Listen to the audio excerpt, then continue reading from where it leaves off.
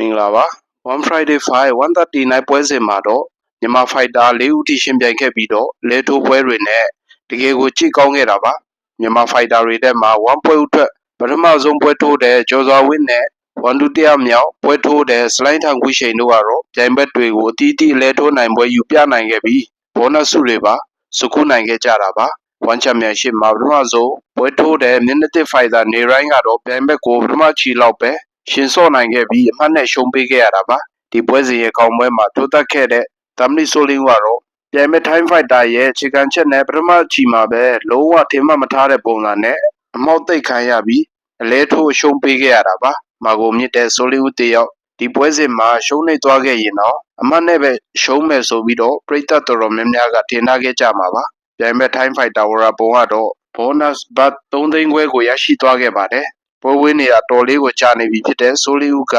ဒီပွဲအတွက်အကောင်းဆုံးပြင်ဆင်လာမယ်လို့ထင်ထားခဲ့ပေမဲ့ဝရပုံရဲ့အမြင့်ချေကန်ချက်နဲ့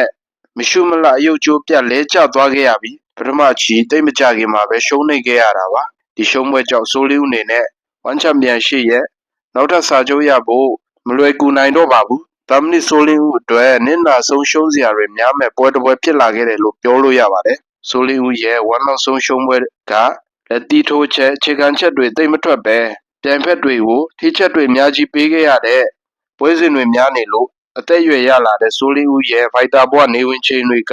တကယ်ပဲနီးကပ်လာခဲ့ပြီလားဆိုတာလည်းထင်မှတ်စရာကောင်းနေပါတယ်ဆိုလီဦးနဲ့1ချန်ပီယံရှိရဲ့အနာဂတ်ဘယ်လိုဖြစ်လာမလဲဆိုတာကလည်းစိတ်ဝင်စားစောင့်ကြည့်သွားရအောင်ပါအားလုံးကိုကျေးဇူးအများကြီးတင်ပါတယ်